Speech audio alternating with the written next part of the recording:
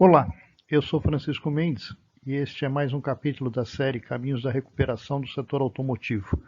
Vamos falar hoje de um tema bastante sensível que é meio ambiente, bastante discutido, mas pouco compreendido. Vamos tentar explorar aqui as razões que levam às pressões sobre o nosso setor e como isso vai afetar o mercado brasileiro nos próximos anos. Buscando nos ater mais a dados e fatos, temos aqui um gráfico que mostra a presença de gás carbônico na atmosfera nos últimos 800 mil anos. O gráfico mostra claramente aí uma elevação dos níveis de CO2, principalmente no século XX, em função basicamente da expansão industrial. Isso, segundo os cientistas, tem provocado o aumento da temperatura, deglaciação das calotas polares e o aquecimento dos oceanos, afetando o clima no mundo inteiro. As principais pressões regulatórias vêm da Europa. A Comunidade Europeia fechou um acordo para a redução de emissão de CO2 em 37,5% até 2030, o que deve levar a produção de poluentes por habitante para a média global na próxima década. Quando se olha para o consumo de energia na Europa, ainda sempre utilizando dados oficiais da Comunidade Europeia, 50% de toda a energia consumida na Europa está ligada à climatização, principalmente aquecimento, mais ou menos 75% com aquecimento e 25% com resfriamento. E na parte de transporte, incluindo automóveis comerciais leves, todo o segmento de leves, segmento de pesados, transporte de carga e avião, consome 26%. Apesar desse modelo, o vilão da história acabou se tornando o motor a combustão interna. E a grande solução para isso se tornou o motor elétrico. No entanto, quando a gente olha para a geração de energia elétrica na Europa, o que a gente vê não é um quadro muito bonitinho sobre a questão ambiental. 40% da energia elétrica na Europa ainda é gerada com combustível fóssil, inclusive com utilização de carvão, 26% é nuclear e somente 33% é baseado em energias renováveis. Então, isso torna, no mínimo, um quadro não tão definido sobre quem são os responsáveis pela geração de poluição e em relação também à solução adotada em cima, principalmente, do setor de transporte.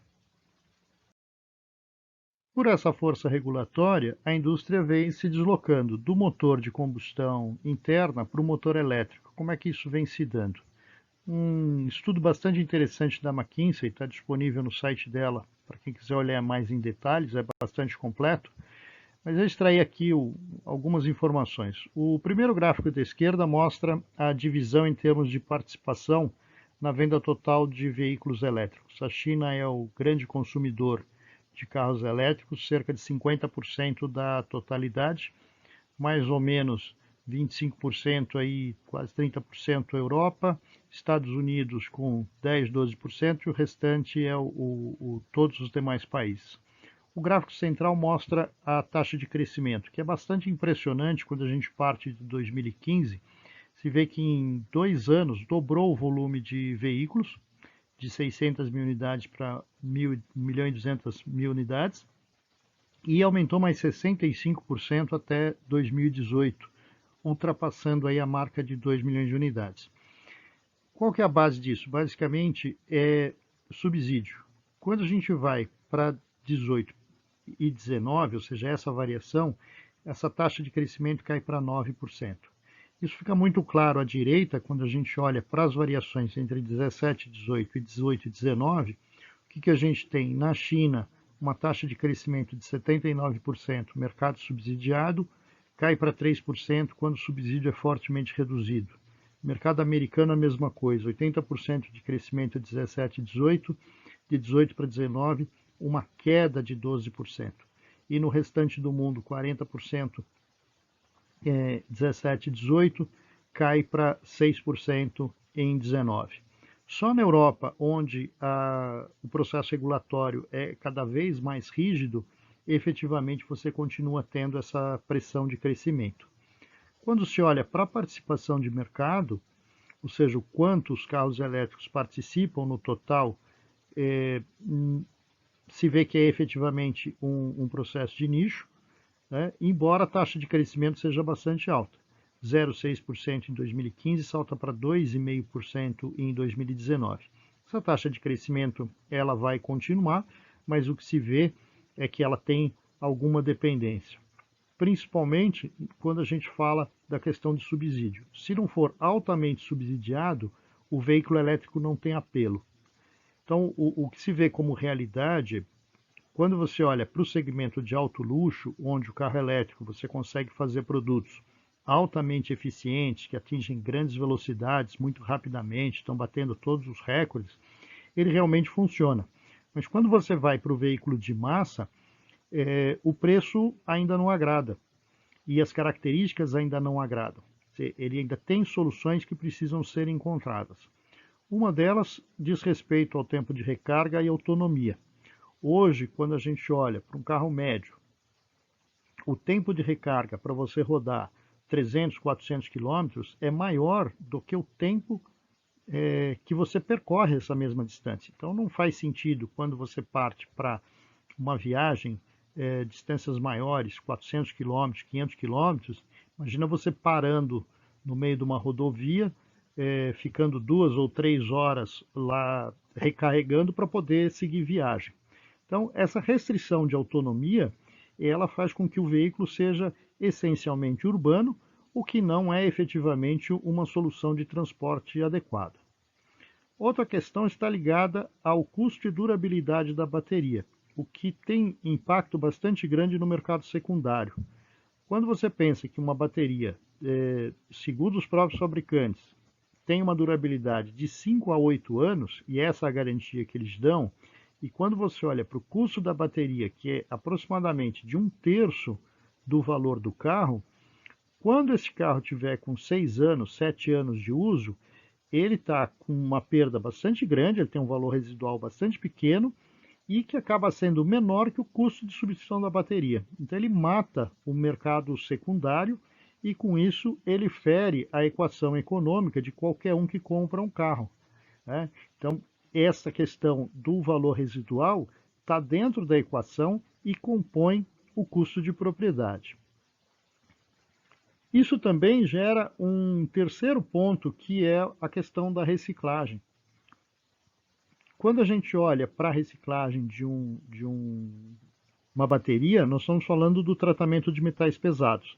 Então, embora exista tecnologia, ela não tem ainda uma abrangência suficiente para poder efetivamente tratar todos esses resíduos e fazer com que esses resíduos entrem novamente no ciclo. Então, existem aí uma série de questões que nessa transição do motor de combustão interna para o motor elétrico ainda não estão bem resolvidas. Do lado da produção, o que está acontecendo? Desde fusões efetivamente, como o caso da FCA e PSA, assim como alianças estratégicas. E aí, só para citar alguns exemplos, GM com Honda, Volkswagen com Ford, Toyota com BYD, para poder equacionar a montanha de dinheiro, o rio de dinheiro necessário para o desenvolvimento dessas tecnologias de bateria.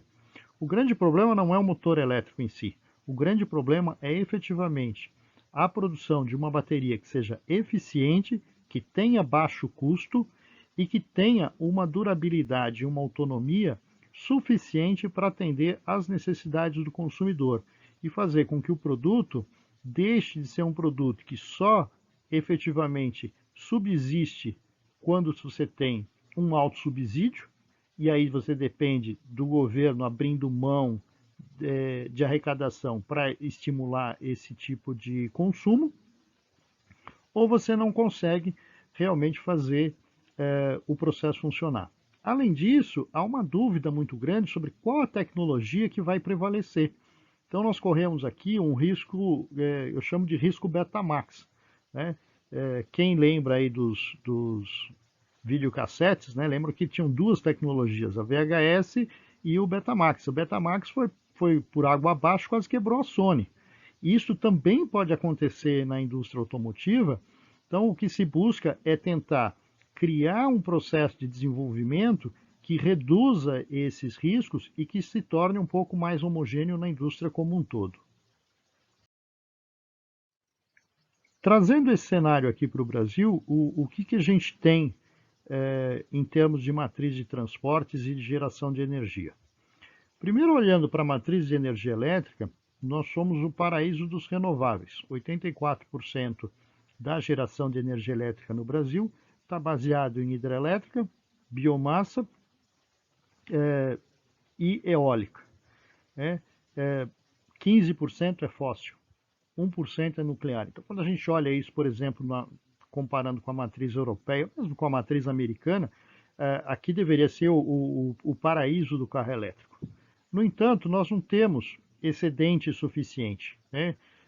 Todos nós temos plena consciência aí das bandeiras vermelhas. O que significa isso? O acionamento constante das termoelétricas. E essas termoelétricas, elas são 75% em combustível fóssil. 26% são biomassa, mas ainda 75% é combustível fóssil. E há uma carência de energia. Isso porque nós temos, embora tenhamos um processo hídrico bastante amplo, os nossos reservatórios não conseguem manter um nível adequado para a geração de energia elétrica. Então, quando a gente olha para os dados da ONS, nós estamos constantemente em risco hídrico.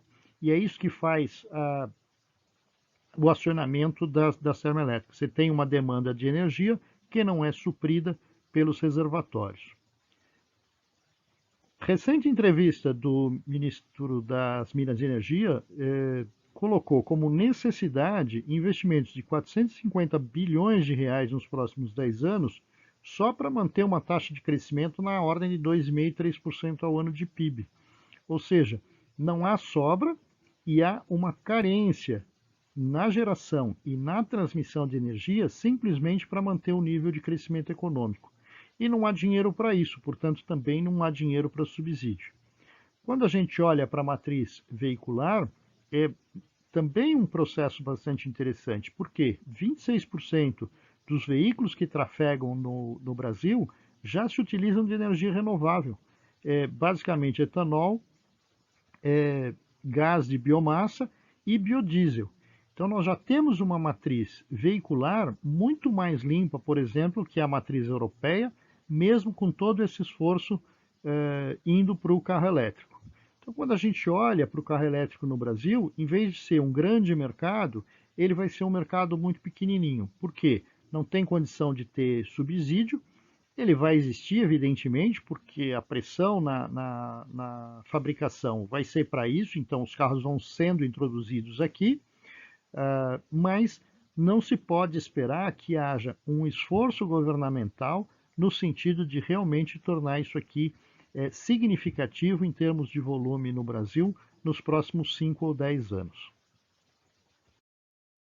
Fazendo um breve resumo, então, da questão do meio ambiente, nós temos, no processo de eletrificação, uma distância bastante grande entre o desejo e a realidade. O desejo existe da mudança da matriz e está sendo forçado principalmente por questão regulatória, mas a realidade de desejo do consumidor em função das características do produto ainda não está efetivamente adequado. Temos aí efetivamente a legislação como um vetor, principalmente uma legislação que vem de fora, não vai ser uma legislação interna no Brasil, mas essa pressão tanto no mercado europeu e no mercado americano, a gente já tem a Califórnia aí com uma legislação própria e que deve ser seguida principalmente se o Biden ganhar a eleição, ele é muito mais voltado para isso do que o Trump, então a gente pode esperar aí com uma eleição provável do Biden uma pressão bastante grande nesse segmento. E isso vai exigir da indústria um enorme investimento em desenvolvimento. Não se sabe, como eu disse, para que lado isso aí vai com certeza. Então pode ser que também nós tenhamos ainda uma nova onda de fusões, uma nova onda de parcerias estratégicas, alianças ou como se chamem, para tentar suportar todo esse mundo de dinheiro. Aqui no Brasil, a questão de geração, distribuição e abastecimento de energia é uma situação bastante real, bastante própria do nosso país, e efetivamente não tem muito espaço para isso, né? A realidade nacional não permite uma adoção de uma política de subsídios que promova um crescimento muito acelerado do mercado, no mercado automotivo para absorver essa tecnologia de carros elétricos. O nosso próximo assunto vai ser carga e delivery, onde nós vamos entrar um pouquinho mais no setor pesado e no setor também de motocicletas, já que o transporte aí de curta distância e dada aí os fenômenos de pandemia tem se acelerado bastante com a utilização da motocicleta. Vamos falar um pouco sobre esse aspecto, fechando aí essa série de caminhos da recuperação. Se você quiser bater um papo, conversar comigo, discutir o assunto de meio ambiente, qualquer um dos assuntos que já foi colocado aqui nos nossos vídeos, meu telefone está aí, manda uma mensagem, vai ser um prazer falar com você. Meu nome é Francisco Mendes, espero ver vocês mais à frente. Um abraço e até mais.